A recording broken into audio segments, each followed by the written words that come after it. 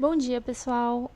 Continuando a aula sobre os princípios da termodinâmica, eu vou falar um pouquinho da segunda lei desse conjunto, que diz que o universo tende ao máximo de desordem.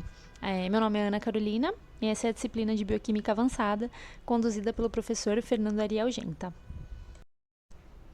Então, lá no século XIX, estava ocorrendo a Revolução Industrial e, com isso, houve também o boom das máquinas térmicas na Europa. Carnot, que era um engenheiro francês, estudava uma forma de transformar toda a energia térmica, dessas máquinas no caso, em trabalho útil. E apesar da primeira lei da termodinâmica pressupor que a energia de um determinado sistema não é criada nem destruída, Carnot viu que era impossível converter toda essa energia térmica em trabalho. E aí, algum tempo depois, ainda na tentativa de entender melhor o mecanismo dessa perda de energia, Clausius, um físico e matemático alemão, observou que o fluxo de calor ocorria do corpo que tem a temperatura mais alta para o corpo que tem a temperatura mais baixa.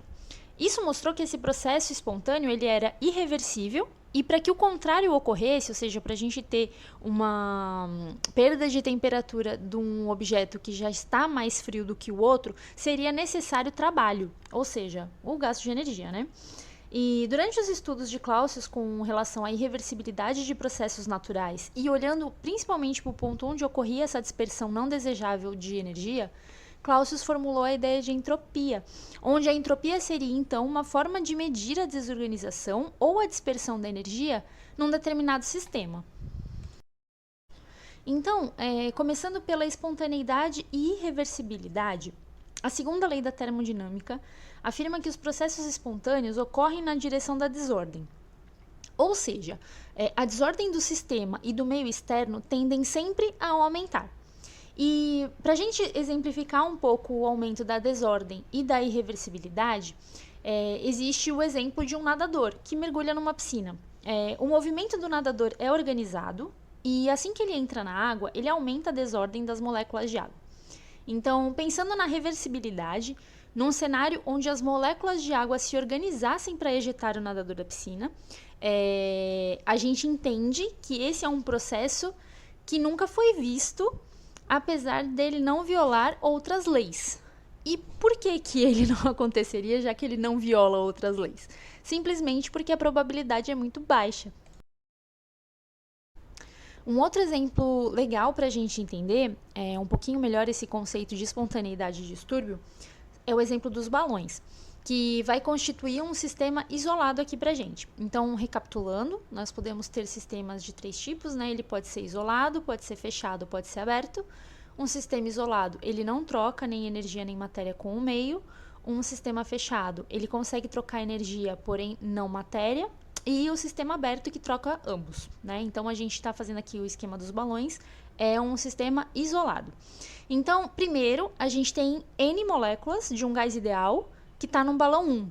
E esse balão 1 tem uma torneira que impede que essas moléculas passem para o balão 2, que está vazio. Então, quando a gente abre essa válvula, a distribuição das moléculas pode ocorrer de diversas formas. Como temos 2 balões, existem 2N maneiras de distribuir essas moléculas. Porque qualquer molécula pode ir para qualquer balão, desde o 0 até o N total. Então, no entanto, existe uma forma de calcular o número de maneiras que as moléculas podem ficar distribuídas nesse sistema. E essa forma é uma equação. Essa equação combinatória, ela mostra pra gente W, que é o número de maneiras de distribuir as moléculas escolhidas, pode se chamar também de microestados. L são as moléculas que a gente quer ver no balão 1, igual a fatorial de N, que é o número total das moléculas do sistema, sobre fatorial de L vezes fatorial de todas as moléculas menos a quantidade de moléculas escolhidas para estarem no balão 1. Então, para essa equação ela não ficar perdida, jogada, eu trouxe um exemplo um pouquinho mais prático. Então, vamos supor que a gente tem um total de 10 moléculas de gás ideal nesse sistema dos balões e queiramos saber quantas maneiras existem de termos 3 moléculas no balão 1, ou seja, o nosso L. Então, teríamos W3 igual a fatorial de 10 sobre fatorial de 3 vezes fatorial de 10 menos 3, igual a fatorial de 10 sobre fatorial de 3 vezes fatorial de 7, que resulta em 120. O que mostra pra gente, então, que existiriam 120 maneiras da gente ter 3 moléculas no balão 1. E complementando, trazendo um outro exemplo com o mesmo sistema isolado, onde a gente tem lá as 10 moléculas totais, mas agora nós vamos querer saber quantas maneiras temos de encontrar 5 moléculas no balão 1, nosso L. Então temos fatorial de 10 sobre fatorial de 5, vezes fatorial de 10 menos 5, o que daria fatorial de 10 sobre fatorial de 5 vezes fatorial de 5, resultando em 252. Então, aqui nesse sistema, existiriam 252 maneiras da gente ter 5 moléculas no balão 1. Então, eu fiz a comparação aqui pra gente, assim, pra coisa ficar mais visível, né? Então, o estado mais provável é aquele que tem o maior W. É muito mais provável que tenhamos 5 moléculas em cada balão do que tenhamos 3 no balão 1 e 7 no balão 2. Então, agora a gente pega esse exemplo, que tem um número pequeno, e extrapola para um número muito maior de moléculas. Conforme cresce o número total de moléculas, diminui a possibilidade de uma diferença entre os balões. E isso ocorre não porque o sistema é falho, e sim porque a probabilidade de que o número de moléculas de um balão difira do outro é muito insignificante. Inclusive, no livro referência, né, de Voet, os autores retomam o exemplo do nadador, mostrando lá que a probabilidade do nadador ser ejetado da água, ela existe. No entanto, a probabilidade é tão insignificante que é considerada nula, e por isso que nunca foi visto. Então, após esse detalhamento da conta, né, da equação, a gente volta para a ideia de entropia. Como eu mencionei anteriormente, o número de formas de arranjar determinados eventos dentro do sistema é imenso. E essa inconveniência para trabalhar com esses números fez com que Boltzmann aplicasse uma constante que tornaria essa conta mais fácil. Então, ele utilizou modelos teóricos e experimentais com base em gases ideais, relacionando aspectos como volume, pressão e temperatura, a fim de entender o comportamento das moléculas num determinado sistema. Assim, ele chegou na equação onde S é a entropia do sistema e é igual à constante de Boltzmann vezes o logaritmo natural de W. Então, para fazer essa conta da entropia, eu peguei aquele nosso exemplo de 5 moléculas no balão 1. Então, a entropia desse nosso sistema isolado é igual à constante de Boltzmann vezes o logaritmo natural de 252, o que dá aproximadamente 7,64 vezes 10 a menos 23 joules por Kelvin. Essa conta mostra um número muito pequenininho, e, novamente, essas contas foram feitas para tratar de números imensos, mas eu acredito que aqui já dá para a gente ter uma ideia de como que ela funciona. Um outro ponto importante é que o cálculo da entropia leva em conta o estado atual. Ele ignora de que forma isso foi atingido, isso é muito importante. E como no exemplo dos balões, quando a gente abre a torneira, ou seja, quando as moléculas estavam lá, todas juntas no primeiro balão, e a gente abre a torneira e elas se distribuem entre eles, de forma que não haja mais diferença relevante no sistema, a gente pode dizer que o sistema atingiu o equilíbrio. Então, dando uma amarrada, mais ou menos, em tudo que foi visto até aqui, a segunda lei da termodinâmica diz que em um sistema, a entropia total nunca diminui.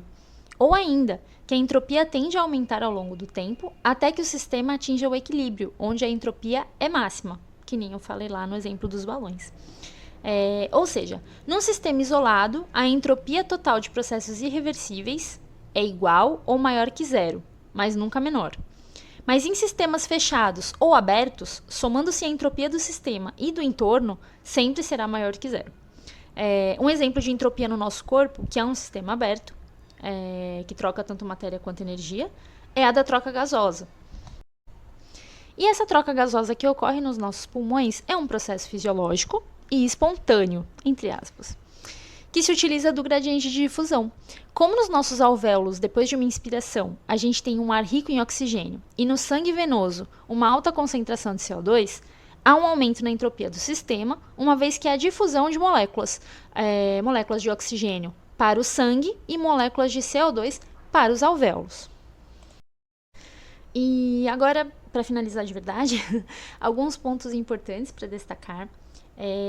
O primeiro é que a termodinâmica não menciona a velocidade dessas reações. Então, apesar da gente estar falando de movimentação espontânea dentro de um sistema, de forma alguma é levado em conta o tempo que leva para essa reação acontecer.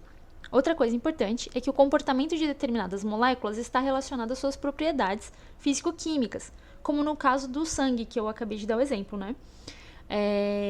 E, por fim, o fato de termos a entropia não quer dizer que não possa haver organização num sistema, e sim que um aumento de ordem nesse sistema, além de custar trabalho, aumenta também a desorganização do seu entorno.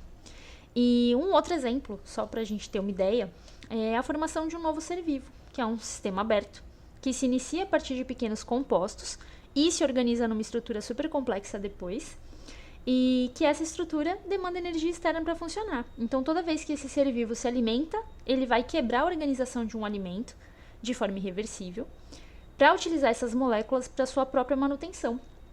E isso aumenta a entropia do entorno, seja por troca de material, seja por troca de energia, como, por exemplo, o calor.